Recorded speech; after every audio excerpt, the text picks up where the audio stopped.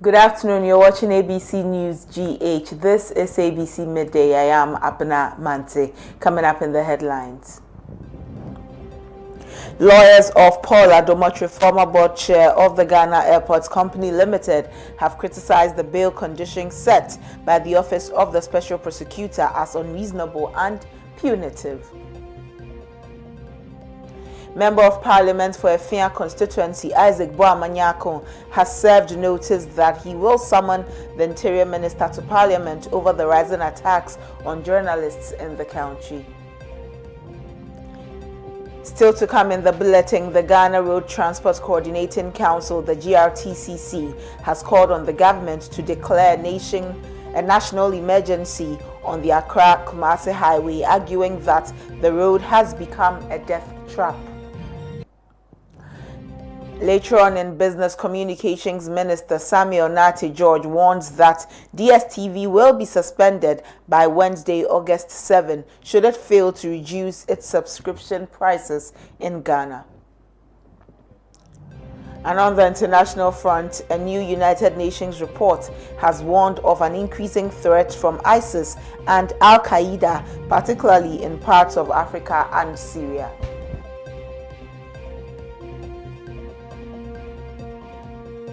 Stay with us, we have details of these and more coming up shortly.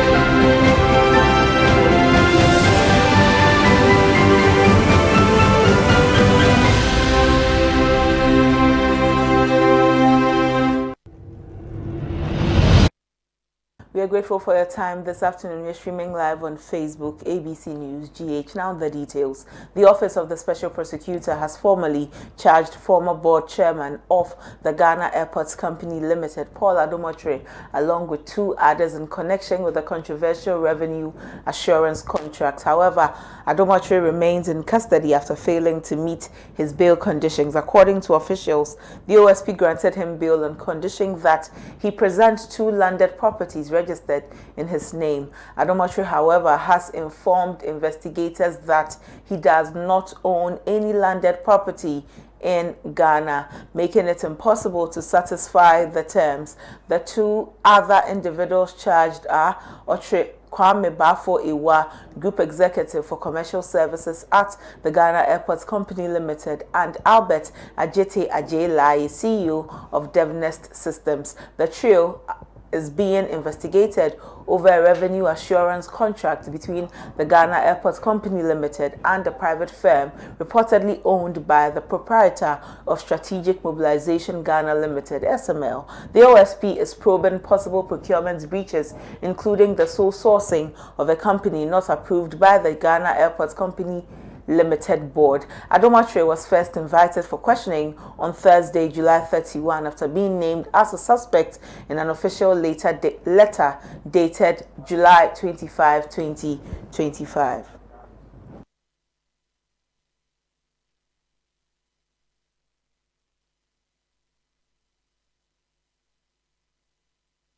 Let's take a look at the OSP's statement. The Office of the Special Prosecutor has interviewed and formally charged the former board chair of the Ghana Airports Company Limited, Paul Adomotri, and two others. However, Mr. Adomotri has so far been unable to meet his bail conditions. He is required to present two landed properties of no specific value registered in his name. However, he has informed the OSP that he does not own any landed property in Ghana. As a result, he remains in custody until the bail terms are satisfied. The two other persons are Otri Kwame Bafo, Group Executive, Commercial Services, Ghana Airports Company Limited, and Albert Ajete Ajelaye, CEO of DevNest Systems. Mr. Adomotri is under investigation in connection with a revenue assurance contract between the Ghana Airports Company Limited, GACL, and a private firm owned by the proprietor Manager of Strategic Mobilization Ghana Limited (SML). The OSP is examining possible procurement breaches, including a sole-sourced contract awarded to a company other than the one approved by the GACL board. And that's the statement by the Office of the Special Prosecutor.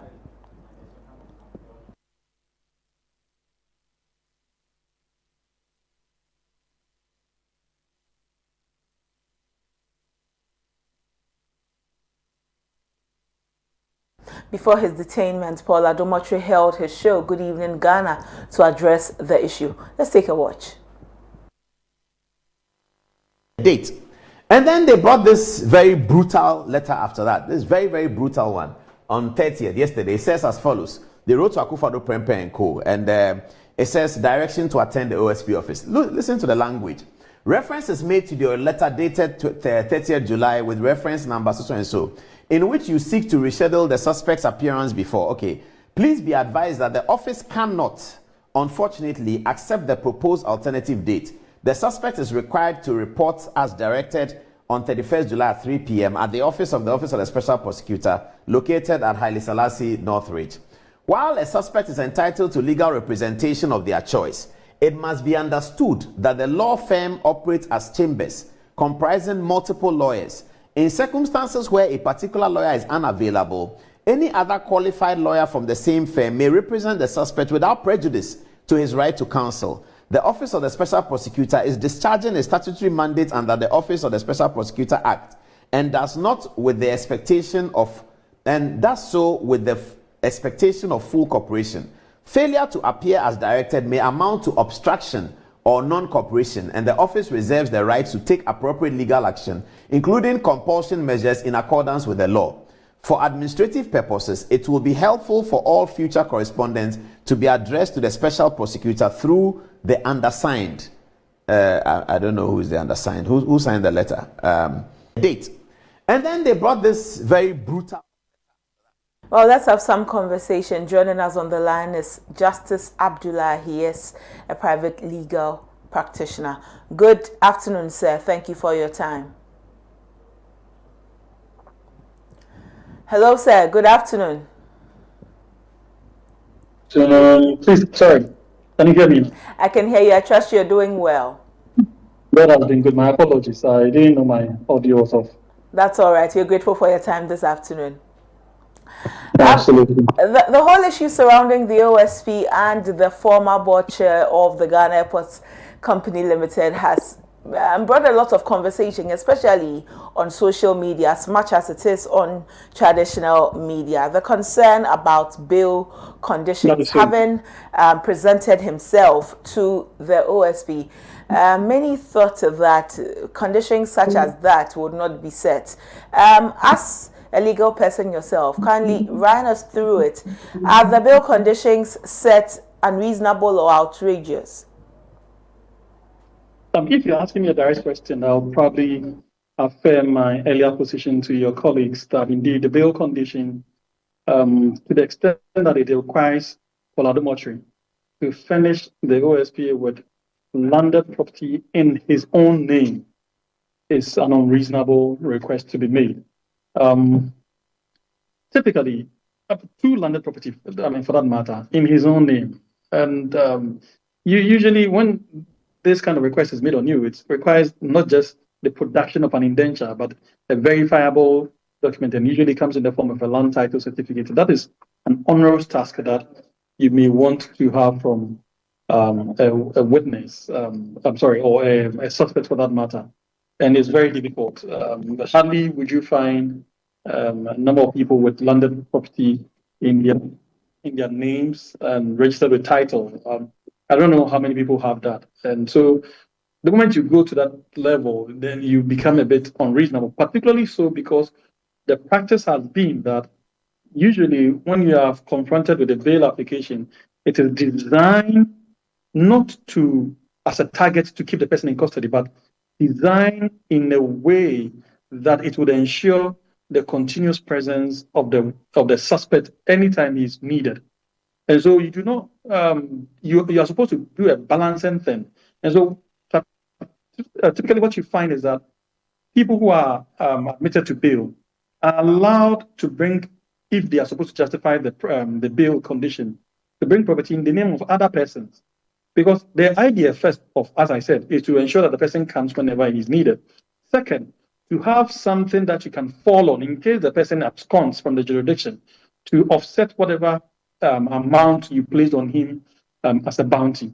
And so these are the details, how things work with bail administration. And so the moment you insist that the person has to bring a property in his name, then you go beyond the norm, and you are likely to be seen to be unfairly targeting the person with the hope of keeping him in custody, as we are witnessing. Okay, well, what are the options for Paul Adomotri and his lawyers to take advantage of within our legal structure to ensure that his rights are not curtailed?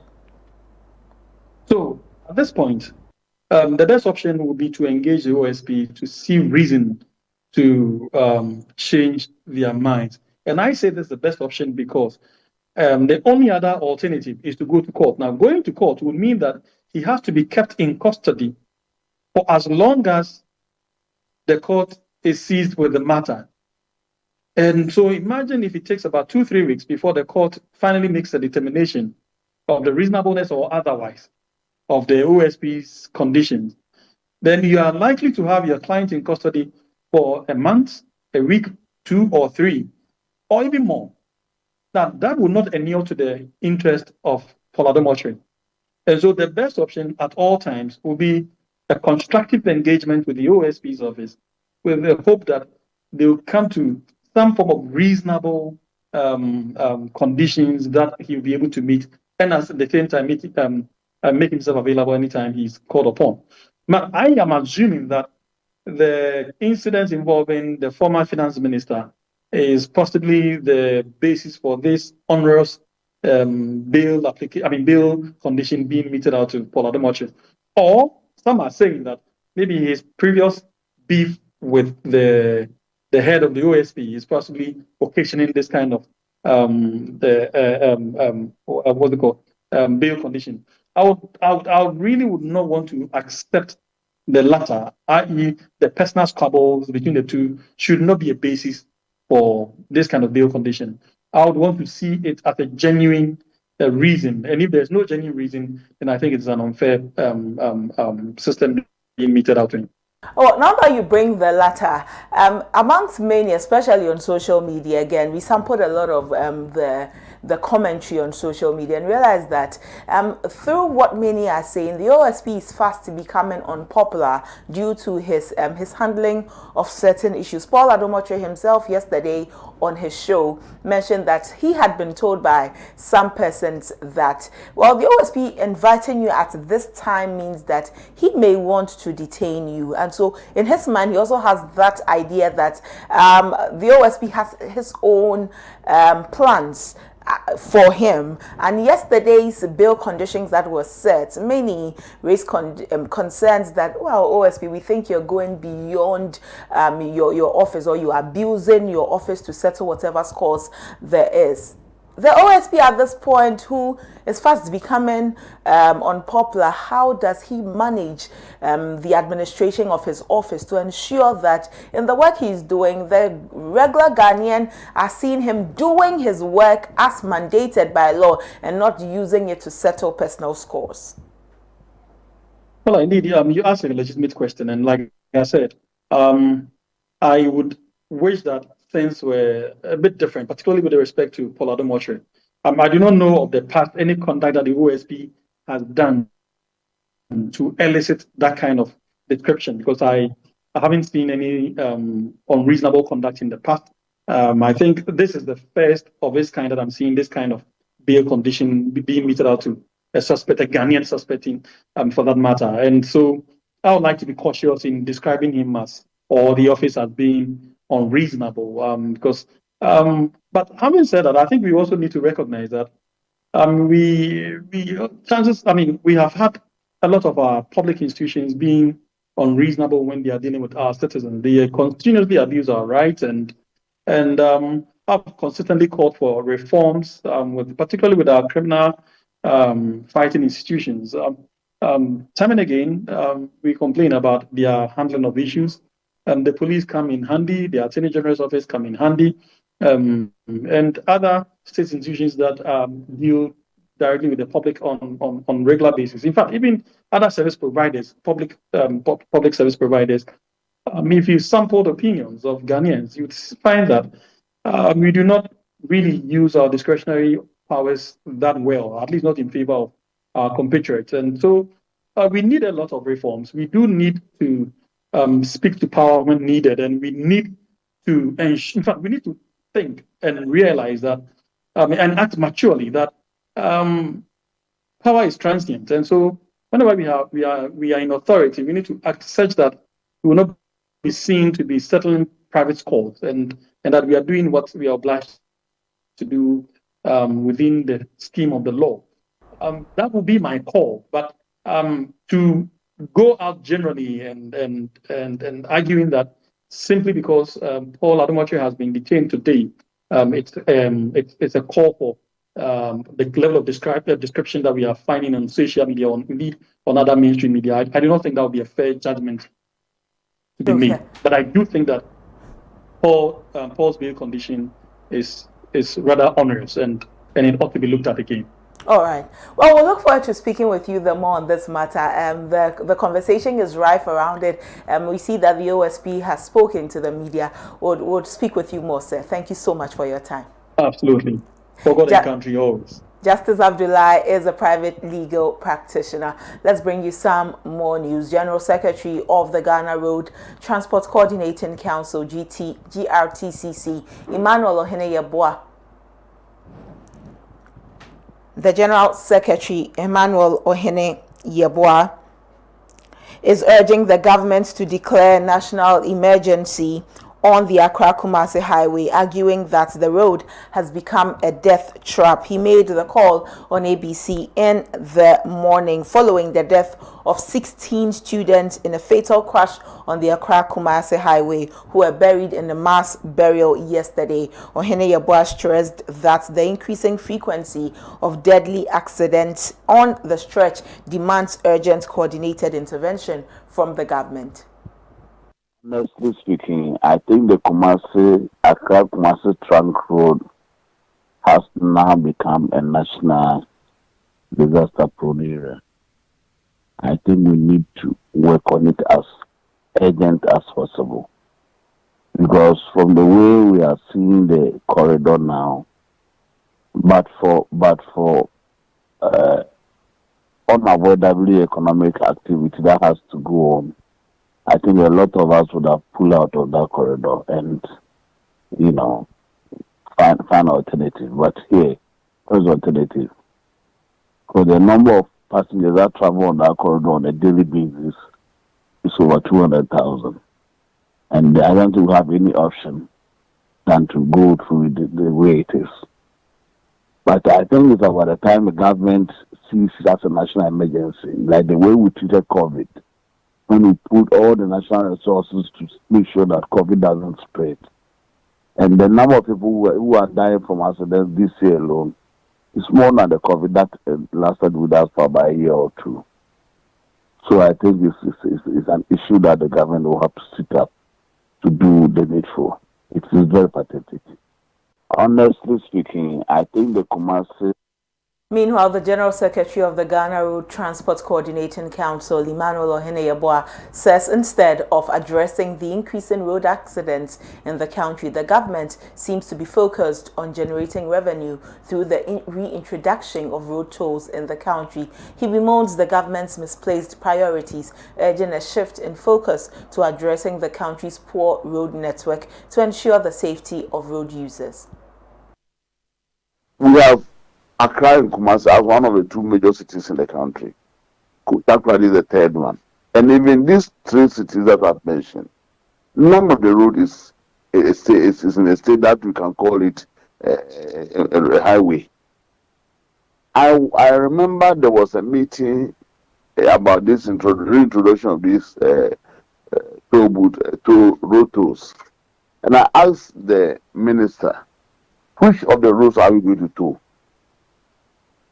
You see, I think that the consideration now has shifted from the human safety to revenue generation, which is something that I think is we don't have to entertain. How do you expect somebody to pay a toll on such a road? And this is a discussion that is going on, thinking about the numbers and all that. But what are we doing to get this road back on track?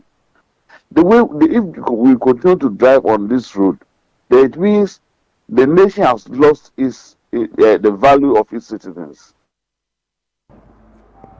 Now let's bring you some conversation. The Public Relations Officer of the National Road Safety Authority is Pearl Adusu Satekla. Good afternoon, ma'am. Thank you for your time.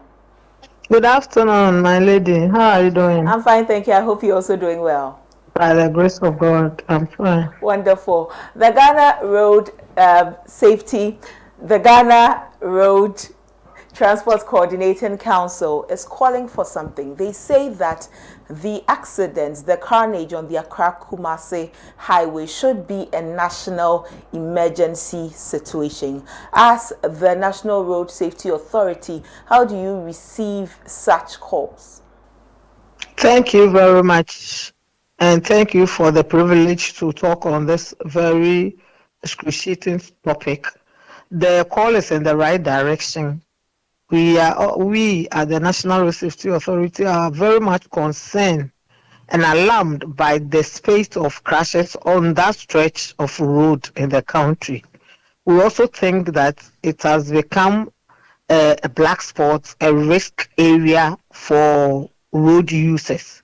And so the government needs to immediately bring up an intervention an urgent intervention that will salvage the situation we are seeing there. Otherwise, in time, it may escalate more than we are seeing now.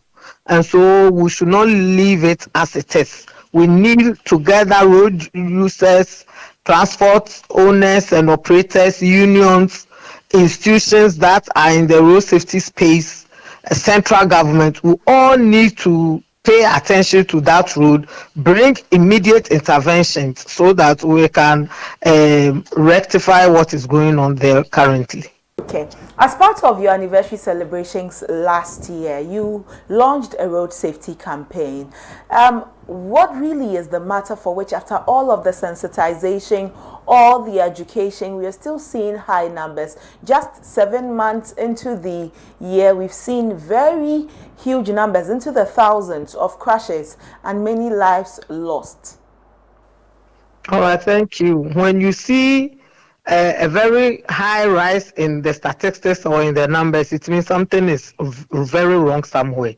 It means systems have broken down, so indiscipline is on the rise. And so immediately, the systems that have broken down should be fixed. Enforcement should be one thing we should look at. Education and campaign. Our campaign, the Stay Alive campaign, we've relaxed on it because there is no funding for it, and you cannot do a campaign without adequate funds.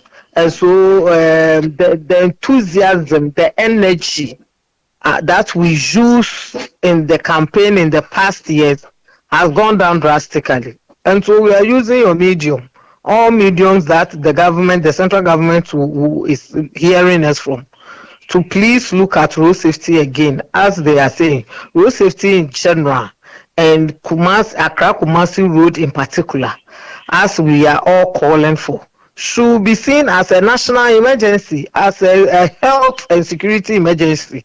And so that road should be looked at. The attitude of road users around that place should be looked at. Interventions should come out immediately. Otherwise, we will just be sitting down, be killing ourselves. And who will be there to reset the country for? As a National Road Safety Authority, we are now into the 8th month of the year. What should we be expecting from you with regards to our safety as we use the roads to and fro? We are ready to launch interventions. We are currently registering transport unions and operators especially in the commercial transport services, so that we can bring them on to the Transport Ghana platform, where we will use automation to track and check driver and monitor driver behavior, so that when there is an indiscipline going on, we could prompt the particular operator under which the driver is, or a union can sanction that driver. We are also hoping that Parliament will pass quickly the review of the road traffic regulation, where we have the mandate in which we can deploy cameras all over the country to monitor and track infraction on our roads. We think when these things are done, it will go a long way in easing the how do we call it, the tension on our roads, with the high number of crashes with its resultant death and injuries. Well, with the 16 young people who died, those from the Obogu community in the Asante Achim district, has the Road Safety Authority visited their families to commiserate with them? Yeah, the Ashanti Regional Office visited the scene. I can't honestly tell whether they visited the families. We've also issued a press release commiserating with the affected families. We've called on more enforcement, visibility of police on our roads, campaign, education, sensitization, and more also advocacy we've been doing for a very long time, dualization of that aspect of road, or that stretch. We need a dualized stretch there. If that stretch has been dualized, I don't think a lot of head-on collision will be happening. And so in our release, that is what we called for. We are gathering ourselves to go there from national head office, to go to the families, but Ashanti Regional Office has gone there already. Another foundation that we work with closely, Crash Victim Foundation, will also go there on Sunday, and so maybe one or two people will be accompanying them to go there and see how we could help ease the pain of the families that have found themselves in this side of the crash. And so we are doing everything we can with our partners involved. And so we are very, very saddened. We are sad about the happening, about the events that is going on currently on our routes. And we are appealing to all players to do something, and central government especially, as they are doing the big push. They should look at road safety too. All right, thank you for your time this afternoon. You're welcome. Pearl Adusu Satekla is the Public Relations Officer at the National Road Safety Authority. Now let's take you to the presidency. President John Dramani Mahama has condemned the recent assault on Joy News journalist Carlos Kaloni by armed military personnel during a demolition exercise in Spintex in Accra on Wednesday, July 30. Kaloni, along with his cameraman and an eyewitness, were attacked while covering the operation. The equipment seized, and the journalist was forcibly taken to Blue Gate, a national security facility, where he was interrogated after his phones were confiscated. Addressing the swearing-in of newly appointed deputy ministers on Thursday, July 31, President Mahama expressed outrage over the incident and reaffirmed his administration's commitment to press freedom. Allow me to condemn in the strongest terms the recent incident involving the manhandling of some journalists by our security personnel. Such conduct is unacceptable and will not be tolerated. I have instructed that the incident be thoroughly investigated and that the officers involved be sanctioned accordingly. As a card-bearing member of the Ghana Journalists Association, I will not preside over a government that abuses or intimidates journalists in the lawful exercise of their duty. A free and responsible press is indispensable to our democracy, and we must all work to protect the media. I'll soon convene a meeting between the heads of the security services and the leadership of the GJA to plan a program to orient our troops to recognize the media not as enemies but as partners in development. I also take this moment to extend my heartfelt condolences to the families of the 15 young people who lost their lives in a tragic accident in Obogu recently in the Ashanti region. This is a stark reminder of what the program prioritizes the dualization and rehabilitation of our major highways to reduce the spate of accidents. Honorable Deputy Ministers, friends and family, the Ghanaian people are not standing still. They are striving, they are hustling, and making sacrifices every day, and they expect us to match their urgency with action. Let us not treat leadership as a 4-year formality. It is a living daily contract, renewed by action and broken by neglect. Let us serve with urgency, let us serve with honor and with unshakable resolve. And if we do, I have no doubt that the people of Ghana will feel the difference.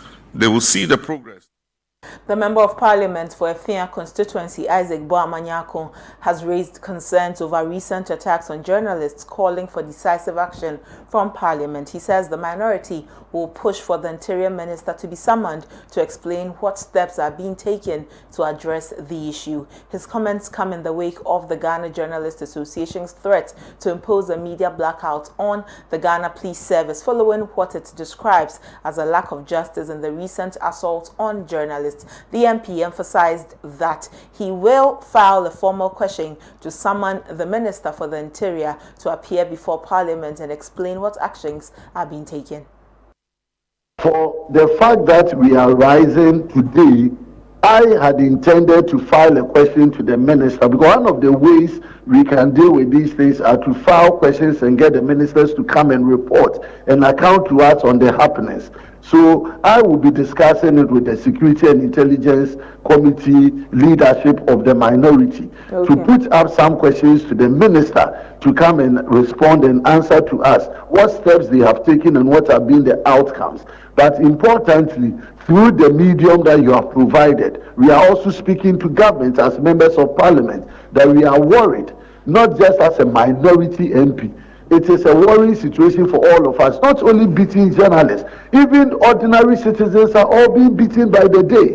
When the Joy FM reporter was beaten, he was not the only person that was assaulted. There were other civilians or other people that were also assaulted, and all of them have to be condemned in no uncertain terms. So I agree with you as members of parliament that we don't just sit on radio and condemn. We don't just say it, but we also have to bring the ministers, raise it on the floor of the House. We've done it a couple of times. The minority leader, Fenyo Maken, has raised it before. And so it's something that we are going to push coming when we come back from our recess, that we ask the relevant questions and we get the appropriate answers so that we can all work in.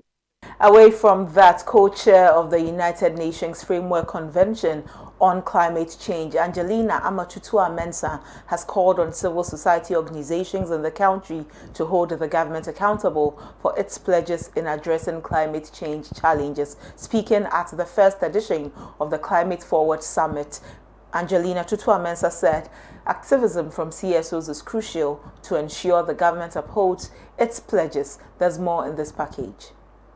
Summit, organized by the implementers, brought civil society organizations and climate change advocacy to discuss critical issues centered around aligning vision, sector, and strategy for effective climate action. Keynote speaker at the summit, Angelina Amatutua-Mensah, co-chair of the United Nations Framework Convention on Climate Change, called on CSOs to hold government accountable for climate agreements and policies, emphasizing the need for accountability and balance in environmental governance. Mining or any other extractive industry can, stay side by side with agriculture production without causing anything. So this is just a picture to the success story of Goldfields Dam. This again is an anathema, because if you, like I was talking about with some of our indigenous farmers who are trying to put chemicals that are banned and overuse of chemicals to get issues ripened, you realize that it will not go into any market. And we will have to be the consumers of this poisonous produce. And then at the end of it, we will lose money. At the end of it, livelihood is lost. At the end of it, we become poorer. So this farm-to-fork strategy, it has its own negatives, but it also is very positive. Then we have the carbon border adjustment mechanism. We've discovered lithium, we are very happy. We've discovered what we call critical minerals and transitional minerals. But there is a caveat. What they are telling us is that when you mine those minerals, your carbon footprint should be minimal. If you are sending it to Europe or America, they'll then count the carbon content and charge you. So if you put it in raw materials, you lose. If you put it in a value, you lose because of that. But this is what we call unilateral measures. And that is what our foreign ministry, our other trade ministries should fight against when they go for negotiations with these, they discard technocrats. Programs lead at the implementers, Leonard Kofi explained the rationale behind the summit, urging for greater commitment to climate action. And this year's edition is focused on the extractive sector and the agricultural sector, how the extractive sector is impacting the agricultural sector, because we do know that Ghana being an agrarian economy, a lot of these climate effects, they bear the harshness of those conditions. And so we have these two sectors, players from these two sectors together. While they are dialoguing, they are also looking at what has been done in addressing the challenges and what needs to be done.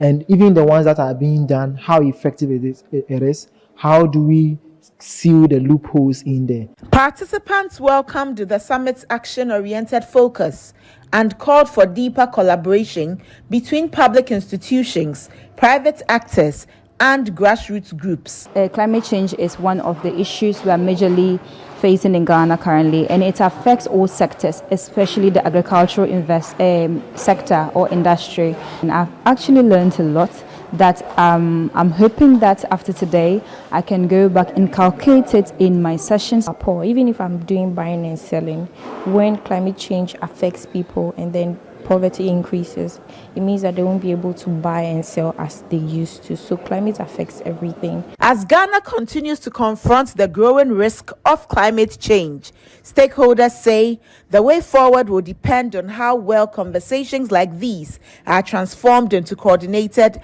national efforts. Well, we'll take a break on these local stories and bring you some business news. Mini Ojo from the connection man. The OPBR Meso too. Come. Mix Pacho Mishabusu Kanka. Kukawi. See what kiosk number 22. That's all your brajo. Oh, Meso too. So yes. Mommy, you show our unya so well. Hello. You show our uko boats. See what last stop. That's all your Sister Rose. Hold up. Sister Rose, Miss no customer. So to the mommy.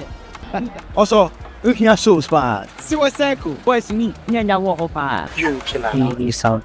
Bro, I had the from 6 p.m. Shut. Meso too.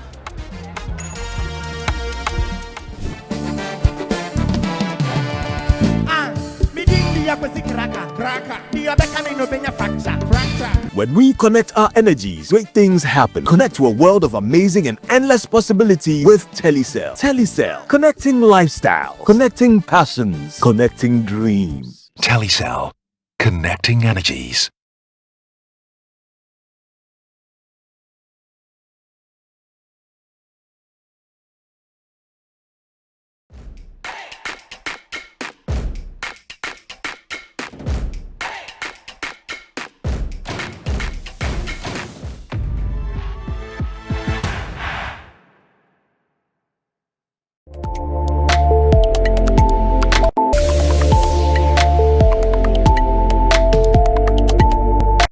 The Minister for Communication, Digital Technology and Innovation, Samuel Nate George, has issued a stern ultimatum to DSTV, warning that the broadcaster's license will be suspended by Wednesday, August 7, should it fail to reduce its subscription prices in Ghana in line with regulatory expectations. Speaking at the Government Accountability Series on Friday, August 1, the minister revealed that he had formally written to the National Communications Authority instructing it to initiate the suspension process if DSTV continues to disregard calls to revise its pricing.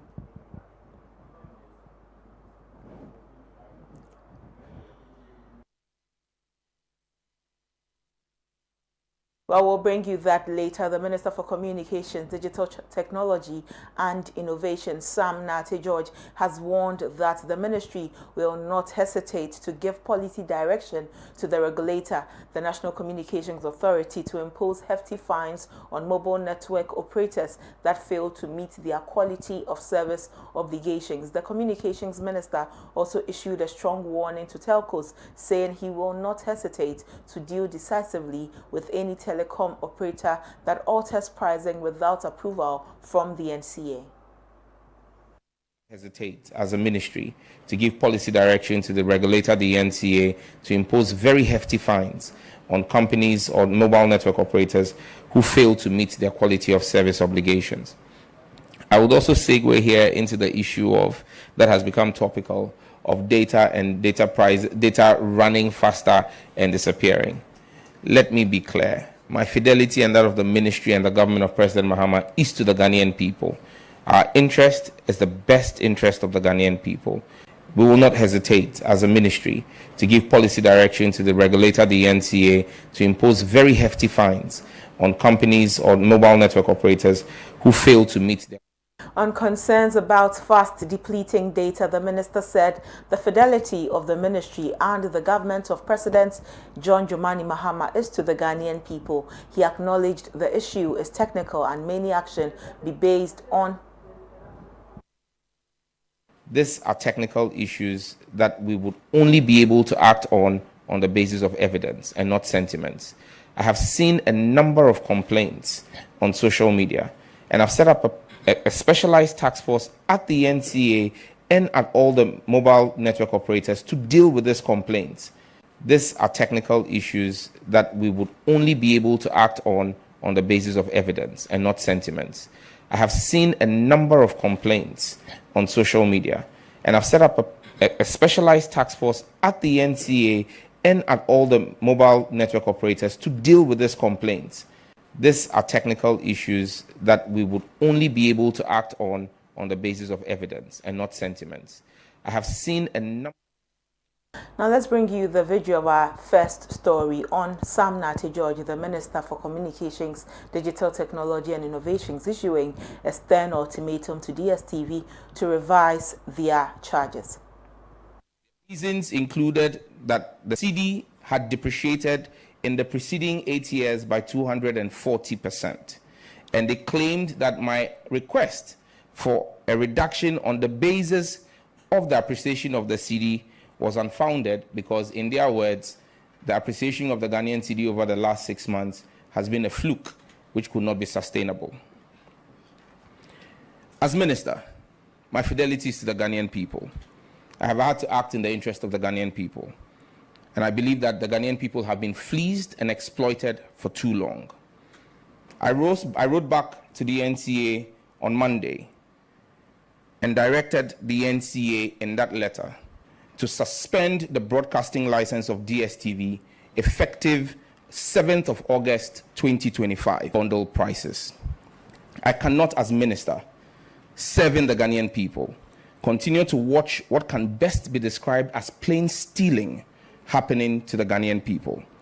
In my letter to them, I gave them scenarios from 7 markets that DSTV is operating in. The same content in the premium bouquet that is offered to Ghanaians for $83 equivalent is offered to Nigerians for $29 equivalent. How can anyone explain this price disparity to me? Enough of the mistreatment of the Ghanaian consumer.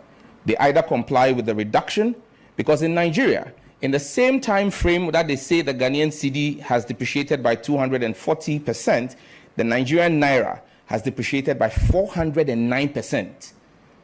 If Nigerians are paying equivalent of $29, DSTV must charge same here in Ghana, or we will suspend their broadcasting license. Member of Parliament for Efia constituency Isaac Boamanyakon has defended the New Patriotic Party's economic track record, stating that the government made significant progress in stabilizing and reviving the economy following the COVID-19 pandemic. Speaking on ABC in the morning, he said the economy was on a positive trajectory before being hit by the global health crisis COVID-19.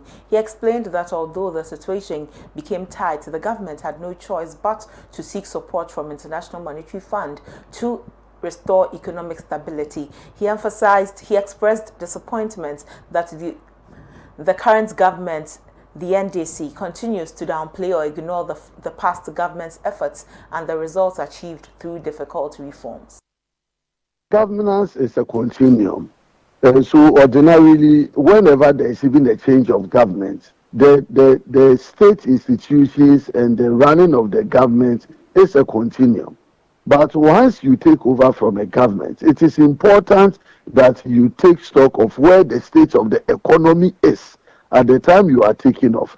So that when you take the state of the economy and the economy is bad, and you have to rework by yourself all the indices to bring it back to life, then that one is a different ballgame. Take it when President Akufo-Addo came to power in 2017. We all knew the state of the economy. The economy was growing at less than 4%.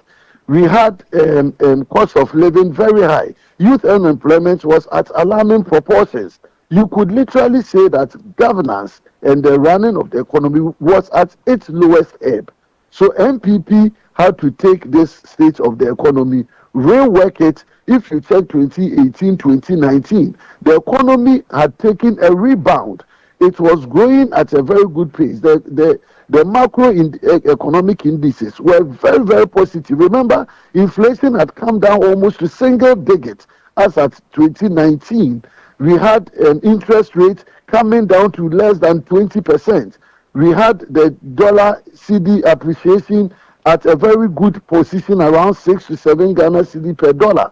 And so everybody knew Ghana was on the right track. If you check the IMF reports and you check ratings of Ghana's economy, everybody said Ghana was doing extremely well. Governance is a continuum. So that's all for business. Up next is sports.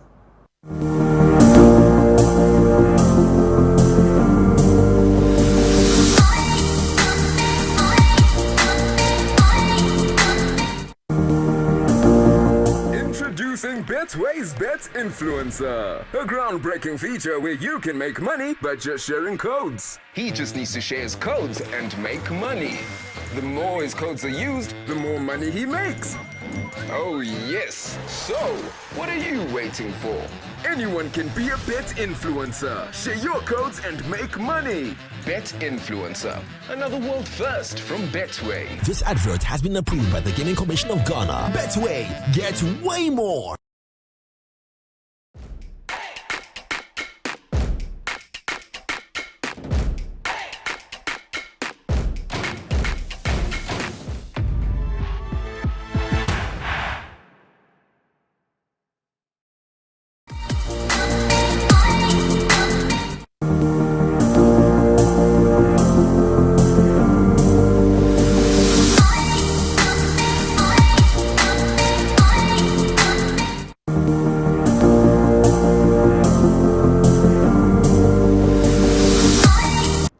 Atalanta's first signing of the summer transfer window, Ghanaian international Kamaldeen Sulemana has pledged to give his all during his first time at the club. He's determined to use his speed and creativity to Atalanta's advantage, especially in the UEFA Champions League, where he will make his debut in September 2025.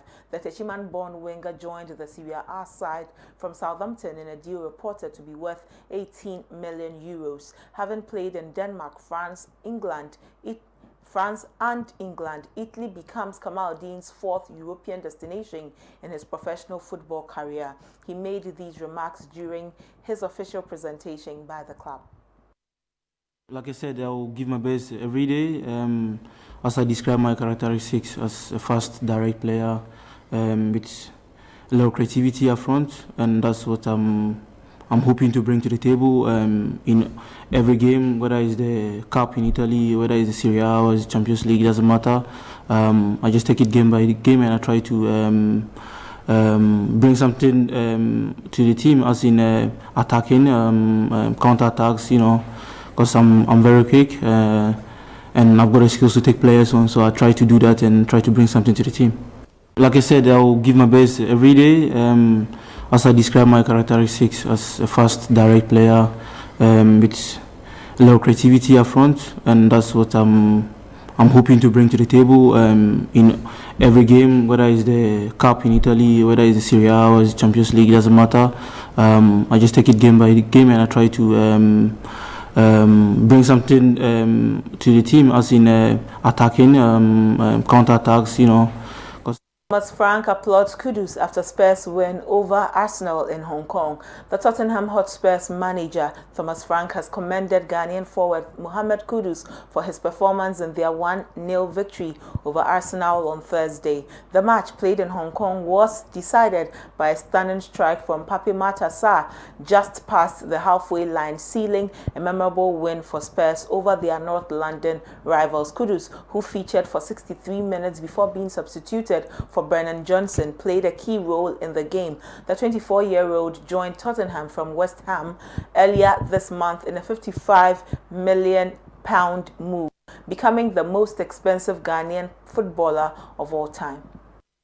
Yeah, I think he was really good today. Kudos. I think his hold-up play and, you know, taking care of the ball, getting out of tricky situations, his one-on-one skills, creating opportunities for the team, I think was top class. And on top of that, I think he's working extremely hard. There was one recovery run from a set piece where he was sprinting all the way back. I can't remember which one Arsenal player it was, and then won the ball back. And that's you just help the team so much. So he will make a lot of the fans be very excited with his offensive actions, and he will also help the team defensively. That's all for sports, but before we go, it's time to get rewarded as the next big sports betting influencer with Betway. Place bets and share your codes with friends, fans, and followers. If they place bets using your code, you'll earn 4% of their wager. Doesn't matter if it's a win or a loss. If they bet, you earn cash, and the more people that bet with your code, the more you'll earn. Start betting, sharing, and winning with Bet Influencer, exclusive to Betway. Terms and conditions apply. Regulated by the Gaming Commission of Ghana. Bet the responsible way. Betway, get way more. Up next is international news.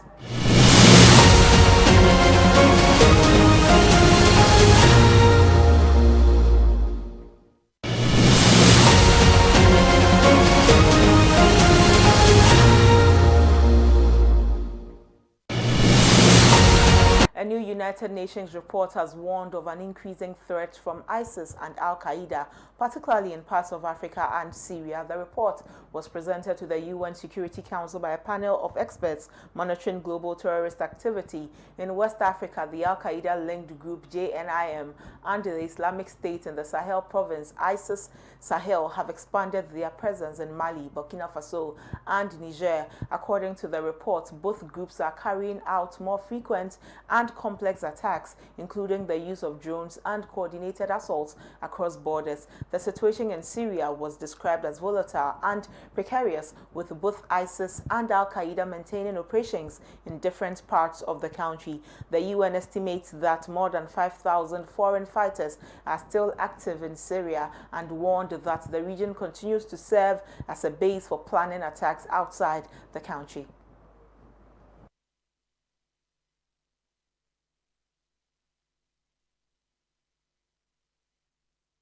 Former Mali Prime Minister Moussa Mara has been questioned by the Former Mali Prime Minister Moussa Mara has been questioned by the country's cybercrime authorities following a social media post in which he expressed support for detained individuals, referring to them as prisoners of conscience. The post was made on July 4 after Mara visited several detainees, including Rasbath and Rosé Lavie Cher. Mara was summoned by the Judicial Investigation Brigade, the BIG, and questioned on July 15 and 16. He was released after both sessions. The case has since been referred to the public prosecutor at the High Court of Commune 4 in Bamako, who will determine the next steps.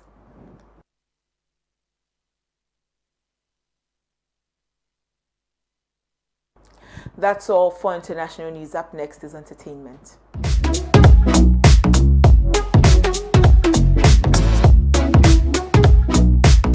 Your spirit must respond. Yes!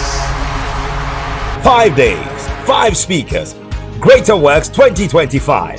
Speaking, Pastor Matthew Ashimolo, Bishop Tudor Bismarck, Bishop Mike Okonkwo, Pastor Paul Adefarasin, and our conference host, Pastor Mensa Otabil.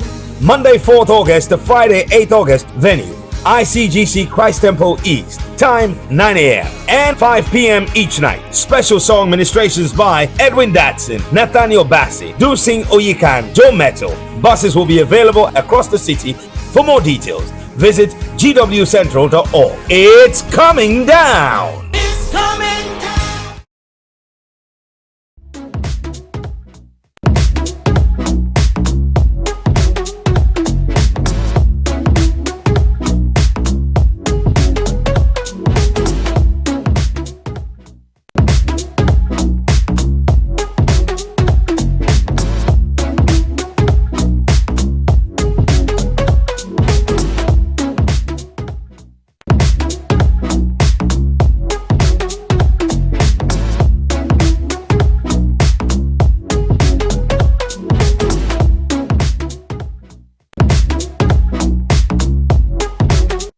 Music star Davido sold out the Barclays Center in Brooklyn as part of his ongoing 5 Alive tour.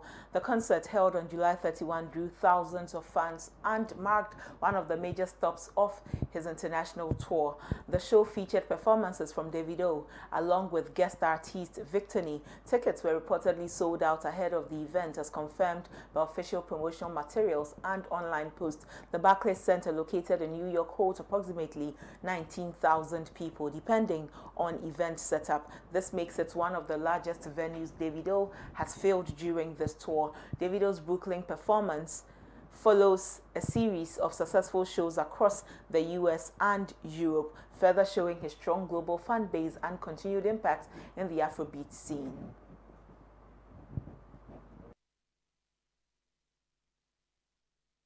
That's all for entertainment, and that's how we wrap up the news this afternoon here on ABC Midday. For more news, visit our website www.abcnewsgh.com. Interact with us via socials at abcnewsgh_. I am Abena Manti. Enjoy the rest of your afternoon.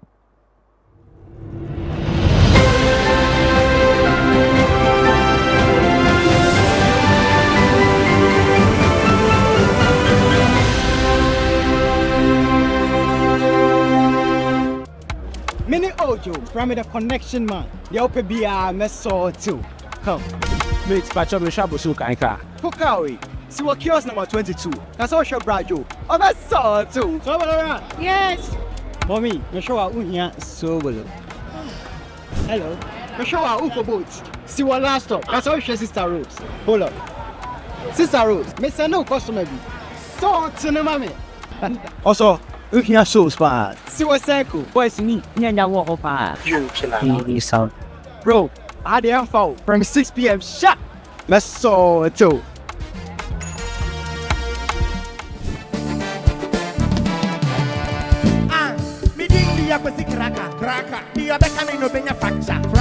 When we connect our energies, great things happen. Connect to a world of amazing and endless possibility with Telecel. Telecel, connecting lifestyle, connecting passions, connecting dreams. Telecel, connecting energies.